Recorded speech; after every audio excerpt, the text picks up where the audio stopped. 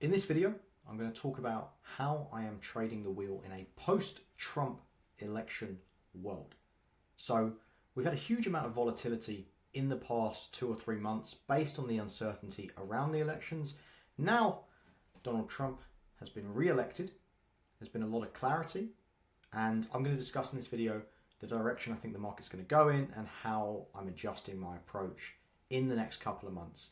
If you don't know who I am, my name is El-Gorr. I own a company called Freeman Publications, where we help individual investors self-manage their accounts and hopefully beat the market doing so. I've been trading the wheel myself over the past 6 years, and I've helped over 330 people do the same thing within our coaching programs. If you want to know more about those, you can learn more in the description down below. But let's just get into it. Let's talk about how we are going to deal with the election, post-election boom. So I'm not going to trade Teladoc first and foremost, but whenever I go on tradingview.com, that's the first thing that comes up. So the first thing I want to discuss is the VIX. Now the VIX, if you're not familiar, it's the volatility index. Now all it is really a measure of expected volatility in the S&P 500. And you'll notice here there is a big drop. So leading up to the election, we were really high teens, low 20s.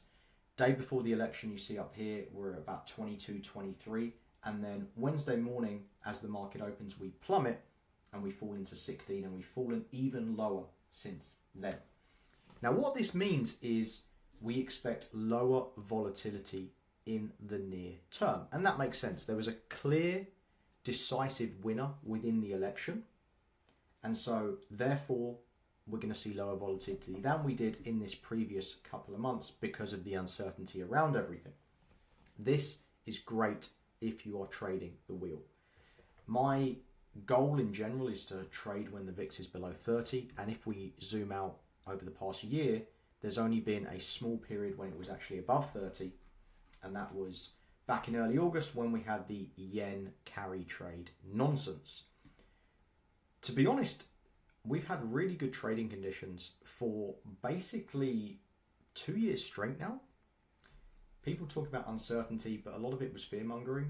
In terms of actual trading conditions, they were really, really good. Since the end of 2022, it's been fantastic. And so now we've seen the VIX go back to just under 15. Green lights. Now, certain industries seem to have benefited more than others in the near term. So we saw various industries get a shot in the arm.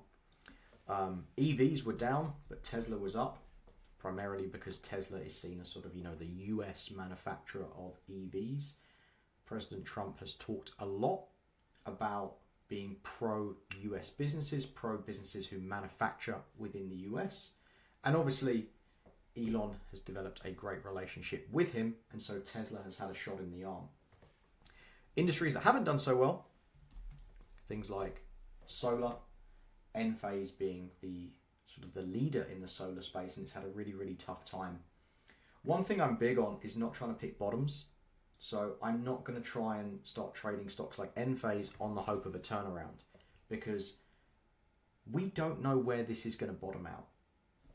You see, we have support here at 100 pre-election, and this was actually not a bad stock to trade because it was in these channels for a couple of months, and then obviously things open on Wednesday massively down. They continue to fall, and today Enphase is trading at 68. So we're down about 30% in just a couple of days. Not going to try and pick bottoms, so no Enphase, definitely no Solar Edge, which has been on a one-way slide since about mid-2023. But stay away from this. Let's look at China. China actually performed not as bad as I would think post-election. Obviously, we go into Tuesday with K-Web, which is the Chinese internet ETF, kind of like the Chinese NASDAQ, I guess you could look at it. It's actually not down as much as I would think, but still too much uncertainty there for me, so I'm not going to bother. Sectors which I will trade are, to be honest, most of the others. We've seen a lot of positive movement. Within our community, we actually had a record day on Wednesday in terms of number of winning trades. It was 106 winning trades across the group, which is fantastic. But, you know, your old classics, let me go to my candidate spreadsheet here. These are stocks that I think are worth trading. Intel has done pretty well, even though it's leaving the Dow today. Stocks like Citigroup, Broadcom, Meta, PayPal, Atlassian, Twilio, all of these I'd be more than happy to trade. If we look at a stock like PayPal, been really, really good momentum actually since earnings here at the beginning of August, and continued that at the beginning of November as well. We've gone from bottoming out in the 50s, climbing all the way to now in the low 80s. Stock like PayPal, definitely worth trading. You know, I'd be looking at selling puts around sort of the 75, maybe a little bit lower if I can get good premiums on it. Another stock, let's look at Atlassian. This one seems to have had a big shot in the arm post-election and also post-earnings as well. But now at a point where we can be pretty comfortable selling puts here. Yeah, RSI is a bit strong, but if I can sell around sort of the 210, 205 level, I'd be okay with that. The other one, big favourite of mine, Meta. We've had finally a bit of recovery after the post-earnings slump. Let me actually go to the 3-month chart because this is what I usually would use. See here, earnings down, down, down, all the way to 560, and then we finally have a bit of a recovery. Opened down a bit today, but the fact is, if we can look at 560 as sort of like the local bottom, and if I can sell puts at 560, fine by me. I don't foresee too much downward momentum beyond what we've already had. Now, there are a few companies that have had earnings and completely blown up. So just this morning we had Doximity, a stock that I've covered before, jump 44% pre-market. If you can see this is absolutely insane. It was at mid-40s and it's open today at 61. It's consolidated a little bit, but still, it was up 44% overnight. Not just Doximity, a lot of these mid-cap stocks that have reported solid, if not spectacular earnings, have jumped massively. Toast, this thing was up about 30% overnight and it's consolidated again. Another one, Dutch Bros, jumped massively, consolidated a little bit, but still way higher than it was pre-earnings. With stocks like this, you just got to wait for a consolidation period because you don't know how big the pullback's going to be. You don't know how much profit taking there's going to be. And let's be honest, if a stock jumps 30 or 40% after earnings, there's going to be profit taking from shorter term traders. So I would avoid trading anything with massive earnings moves. And that goes on the downside as well. So Mercado Libre, this is, I mean, you need a pretty big account to trade this in the first place. This is a stock I have in my long-term portfolio, but I don't trade the wheel on. And full disclosure, I just don't have enough cash in my account to comfortably trade a stock like Mercado Libre. You're looking at $180,000 worth of buying power for a single contract, and that is a bit beyond my limits right now. So, not the best earnings. It wasn't a disaster, but it wasn't the best. Yesterday we were at sort of 1750-ish. I actually bought a little bit more in my long-term portfolio at 1807. And today we've opened up a little bit at 1825. With a stock like this where it falls after earnings, you really want to be conservative and you really want to just play it safe. So once again, I'm not going to try and bottom pick. There's just no need for it. You don't need to be a hero in this game. With the wheel strategy, you're looking at stocks that are trending upwards fairly consistently. We're not looking for stocks that are skyrocketing, like Dutch Bros or Toast, which I just covered. And we're also not looking to pick the bottom on stocks like Mercado Libre either. So you just don't need to take the risk here. So I'd avoid stocks like this. Now, quick interlude while I open the new president's favourite beverage. We got the Diet Coke here in honour of the 45th and 47th President of the United States. And now let's look at this thing, DJT. Now this is a very popular speculative trading instrument. the premiums for this are through the bloody roof. So it's a $30 stock. Let me load up Tasty Trade. Wow. So I don't want 133 days. Well, there's actually earnings tomorrow. But if we look at this, we look at the IV levels here. 370%, 238%, 214%, 190%. This is insane. Let's look at December 6th, 28 days out. It's a $30 stock. You can get, what is this? $4 of premium for a 27 strike. This is a 30 delta trade. And you are realistically looking at, what is that, 13% premium for a $28 trade? So what is that, 156% annualized? And whenever you see numbers like that, you just need to run a mile, because you're not going to make 150% a year trading the wheel. The volatility is going to destroy you. So stay well away from stuff like this. So no DJT, none of this stuff. You're going to blow up your account. Because, you know, I look at a stock like, this was the original sort of like awful meme wheel stock, VinFast. There's no volume on it anymore. But it's 365. I remember when this was, just after the IPO, it was $80. And you were looking at getting a 16% premium for a 3-week trade.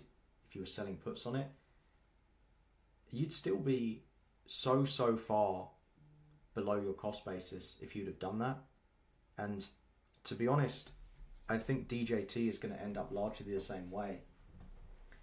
I mean, it's a bit of a fundamentally stronger company than VinFast is, but it's still well within meme territory. So you just got to avoid it.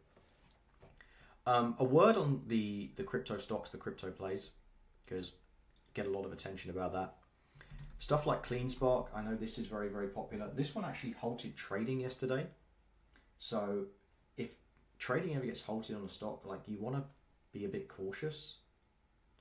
One I prefer to CleanSpark, I prefer Marathon Digital, to be honest. And these are stocks that are higher beta versions of Bitcoin. Now, if you don't know what they are, they're Bitcoin mining companies. They act as extreme proxies to the actual price of Bitcoin. You've got to have a lot of stomach to trade these. If you are going to trade these, I strongly recommend being ultra conservative on things like strikes. Don't want that. What do I want? There we go. So Marathon Digital. Are you gonna let me go? This is the magic of live television right here. There we go. So Marathon Digital. Let's look 28 days out. In terms of premiums, you can get almost 2% for a 10 delta trade. You can get just over 2% for a 12 delta trade. You can get 3% for an 18 delta. You don't need to be a hero here. You don't need to be going to 37, 41, 30 and being greedy, because it's crypto, it's volatile. So if you are going to trade stocks like this, just go ultra conservative on your strikes.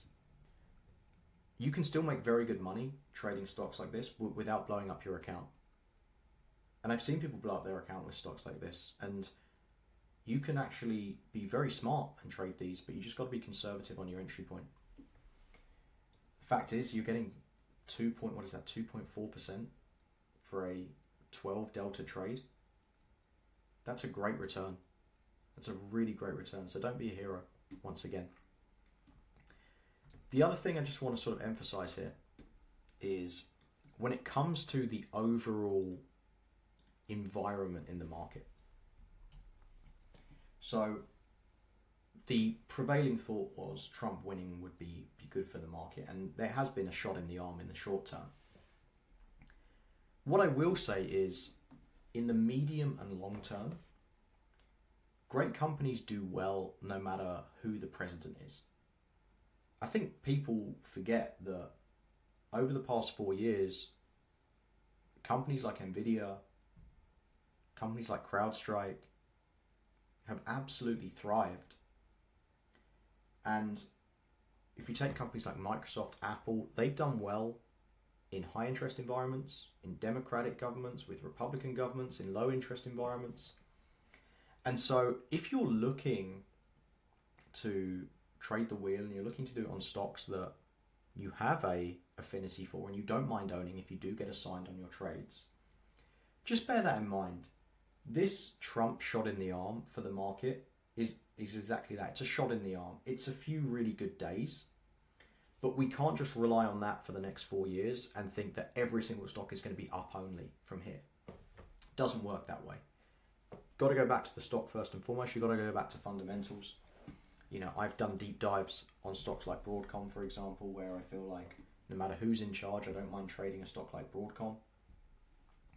I've done other deep dives. Lululemon was another recent one where I feel that Democratic, Republican, I don't really mind trading a stock like this no matter who's president. And the fact of the matter is, yes, I think Trump being president will be better for the market overall, but it's not the only thing that matters. So in a time like this where we've had a couple of really good days, don't get greedy, don't get overconfident. And in fact, if you feel the FOMO kicking in, which I've spoken to a lot of people and they've said that, if you feel the FOMO kicking in, just take the day off. Just don't trade for the day. Because you're going to make more bad moves through things like FOMO, things like overconfidence, than you will by just, trusting the process and trading how you would normally trade and not needing to change things just because we've had a couple of really good days in the market. I'll go back to where we started on this. The VIX is now 14.7. This is exactly what we want if we're trading the wheel. These are the perfect conditions for us.